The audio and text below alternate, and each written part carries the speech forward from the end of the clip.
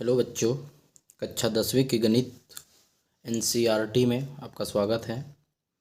और हम चैप्टर 1 वास्तविक संख्या का इंट्रोडक्शन पिछले कक्षा में हम दे चुके हैं।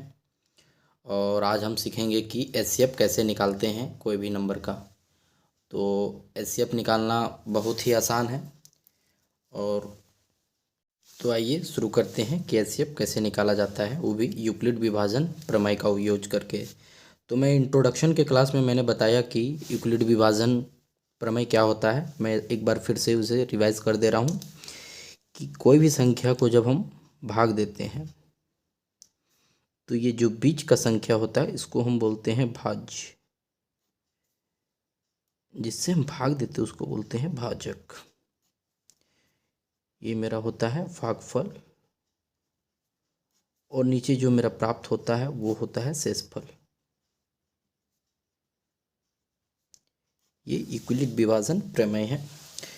और यूक्लिड विभाजन प्रमेय का यूज़ करना भी मैंने बताया था कि अगर इसका सिंपल वे में अगर ये हम ए है, ये बी है, ये क्यू और इसको आर मान लिए, तो यूक्लिड विभाजन प्रमेय क्या होता था, a equal to b q plus r, जहाँ कंडीशन होता है आर का वैल्यू 0 के बराबर या 0 से बड़ा लेकिन बी से छोटा।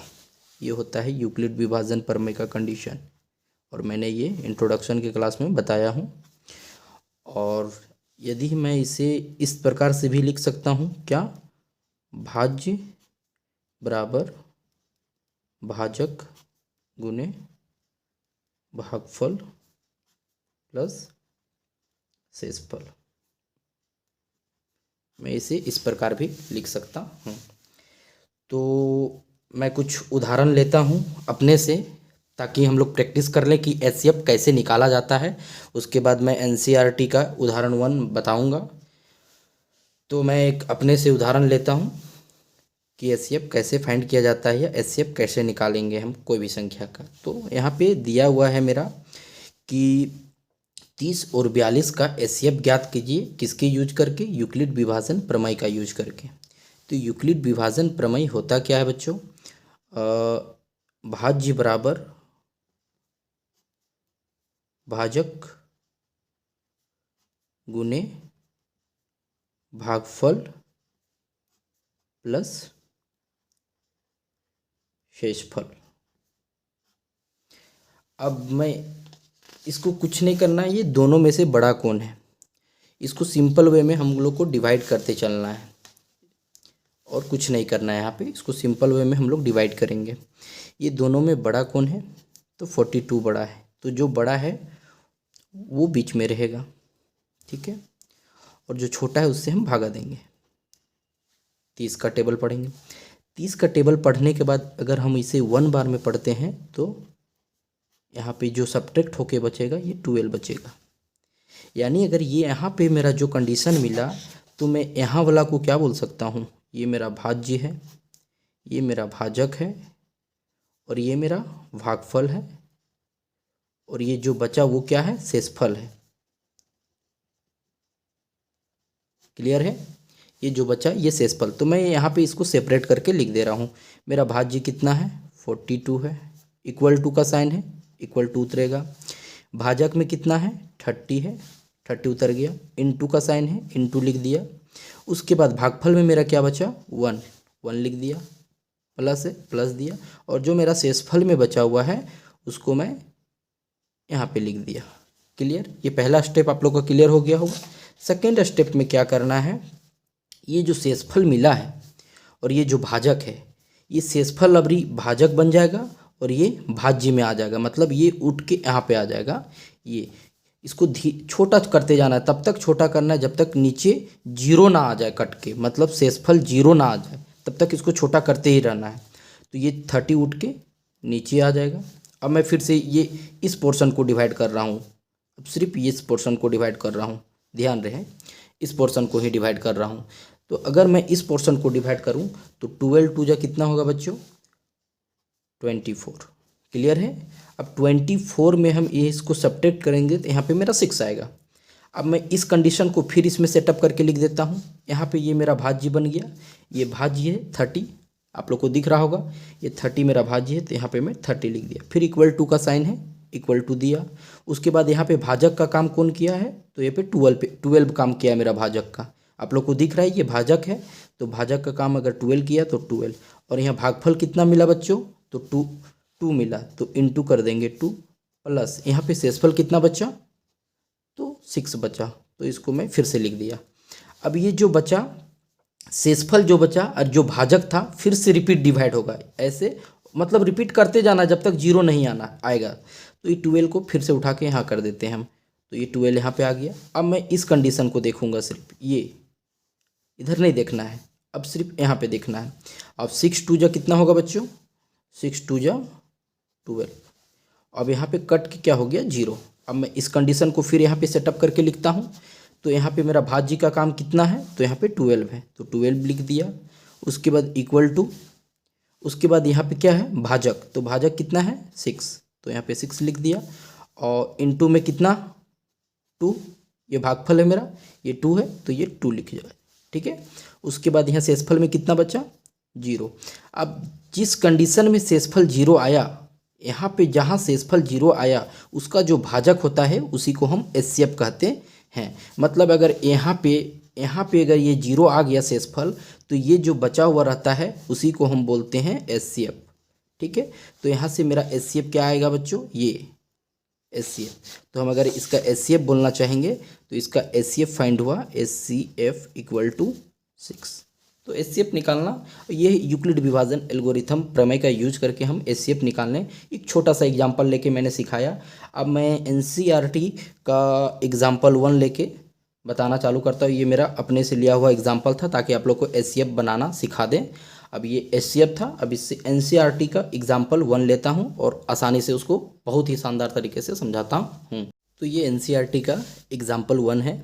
अब इसको आइए सॉल्व करते हैं यूक्लिड विभाजन प्रमेय का उपयोग करके। तो यूक्लिड विभाजन प्रमेय मैंने अभी क्या बताया आप लोग को, भाज्य बराबर भाजक गुने भागफल प्लस शेषफल, ठीक है बच्चों, ये मैंने बताया। अब ये दोनों में बड़ा कौन सा है, ये, और जो बड़ा है वो क्या किस में रहेगा, बीच में आएगा। तो मैं इसको भाग देता हूँ, ये बड़ा है तो ये बीच में आया, ठीक है, ये बड़ा है तो ये बीच में आएगा। अब इसको हम सॉल्व करते हैं, इसको डिवाइड करते हैं सिंपल में इसके साथ 4 5 4 0 5 2, ठीक है। इसको अगर हम 3 से डिवाइड देते हैं तो 3 से डिवाइड देने के बाद 3 2 जा 6, इसको 3 से मल्टीप्लाई, मतलब 3 बार में इसको डिवाइड करते हैं हम, तो इसको इससे मल्टीप्लाई करके हम यहाँ लिख सकते हैं आराम से। तो 6 5 1 2 1, ठीक है।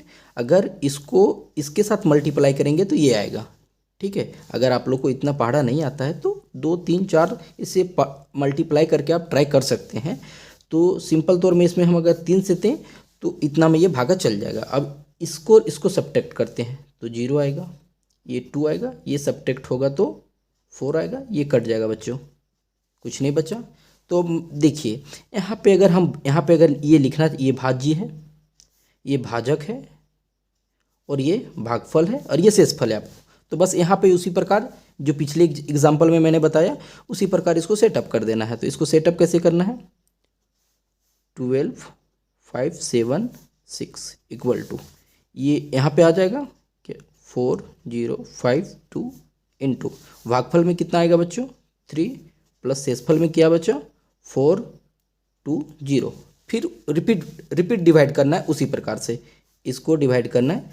अब ये जो भाजक में था उठ के क्या में आ जाएगा, भाज्य में आ जाएगा। तो इसको यहाँ पे कर देते उठा के। अब इसको हम 9 से डिवाइड कर देते हैं, 9 का टेबल हम पढ़ते हैं, या 9 के टेबल 9 और इसको मल्टीप्लाई करते हैं बच्चों, 4 2 9 0 9। इसको अगर हम मल्टीप्लाई करेंगे तो आई थिंक मेरा 3780 के आसपास मिलेगा, ठीक है बच्चों। तो यहाँ पे लिखेंगे 3780। अब इसको डिवाइड करते हैं, इसको सब्ट्रैक्ट करते हैं, सब्ट्रैक्ट करने के बाद 2 मिलेगा, एंड 7 मिलेगा और 2 मिलेगा। फिर इसको रिपीट उसी प्रकार इसमें बैठा देते हैं बच्चों। इसमें बैठाने का, अब इसमें बैठा देते हैं इसमें। तो इसमें ये मेरा भाज्य का काम कौन सा कर रहा है, तो 4052, ठीक है। इक्वल टू का साइन है, इक्वल टू दिए, उसके बाद भाजक, ये भाजक की जगह ये है मेरा, तो भाजक की जगह ये आ जाएगा, इनटू कितना भागफल कितना आया बच्चों 9, और मेरा शेषफल क्या बचा 272। फिर से रिपीट डिवाइड होगा, तब तक डिवाइड करते जाना है जब तक कि नीचे जीरो मेरा नहीं आ जाए, तब तक डिवाइड करते रहना है। अब फिर से करते हैं डिवाइड, यहाँ से 420 को डिवाइड करते हैं, ठीक है। अब यहाँ से अगर 1 बार में हम इसको डिवाइड करें तो 272 आएगा, और इसको अगर हम सब्ट्रैक्ट करें तो 148 आएगा, ठीक है। फिर इसको सेपरेट करना है इस जगह पे, तो मेरा यहाँ पे भाज्य में क्या आया है बच्चों 420।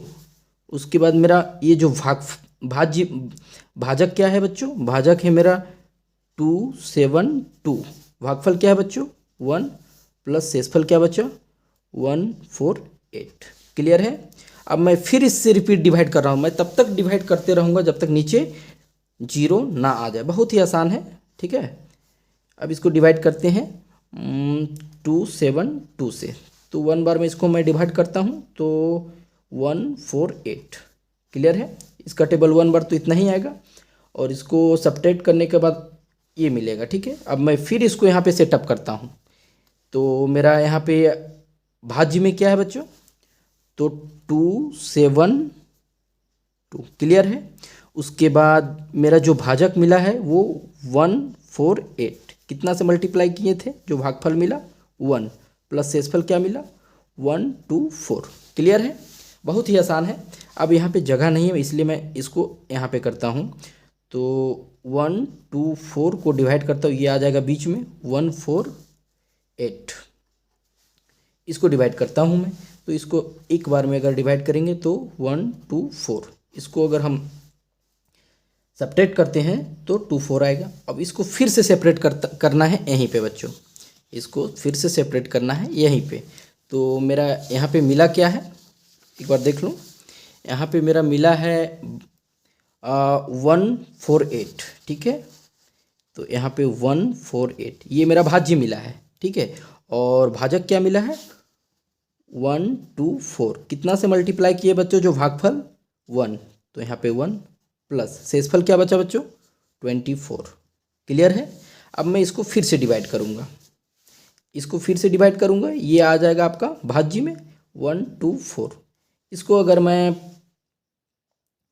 5 टाइम्स मल्टीप्लाई कर दूँ, 24 का टेबल 5 टाइम्स पढ़ दूँ तो 120 के आसपास आ जाएगा, यानी 120 आ ही जाएगा। और इसको मैं सब्ट्रैक्ट कर दूँ तो यहाँ पे 4 आ जाएगा, ठीक है। अब ये इस पोर्शन को फिर से बैठाना है उसी में यहाँ पे बच्चों। तो मेरा भाज्य के जगह पे क्या है बच्चों 124। क्लियर है। इज इक्वल टू आपका भाजक क्या है 24 इंटू कितना से जो भागफल मिला 5, और शेषफल क्या बचा 4। क्लियर है। अब इसको फिर से मैं मल्टीप्लाई करूँगा ये, और ये मेरा भाज्य बन जाएगा, यहाँ पे कर दूँ 4 और ये 24। क्लियर है। इसको करते हैं तो ये 6 टाइम्स आ जाएगा 24, ये कट गया, ये कट गया मतलब 0 आ गया, ठीक है। तब इसको मैं फिर से सेपरेट करता हूँ, याद रहे यही मेरा एचसीएफ है, ठीक है, क्योंकि नीचे तो 0 आ गया, पूरा तरह से 0 आ गया, तो एचसीएफ यही मेरा है। मतलब इसको फिर से मैं सेपरेट करके यहाँ पे लिखता हूँ, तो भाज्य की जगह क्या लिखूँगा 24 इक्वल टू 4 इंटू 6 प्लस 0, और जहाँ यहाँ पे 0 आता है उसका जो भाजक होता है बच्चों वही एचसीएफ होता है। तो इस क्वेश्चन का एचसीएफ क्या होगा बच्चों 4, और ये आप लोग का आंसर हो गया। तो ये एनसीईआरटी बुक का एग्जाम्पल 1 था, जो बहुत ही आसान था, और आप लोग इसका स्क्रीनशॉट भी ले सकते हैं। अब नेक्स्ट वीडियो में एग्जाम्पल 2 पे बात करूँगा, या नहीं तो फिर मैं जितना एचसीएफ निकालने वाला प्रॉब्लम है वही प्रश्न को पहले बता लेता हूँ, उसके बाद आगे बढ़ूँगा। Thanks for watching this video.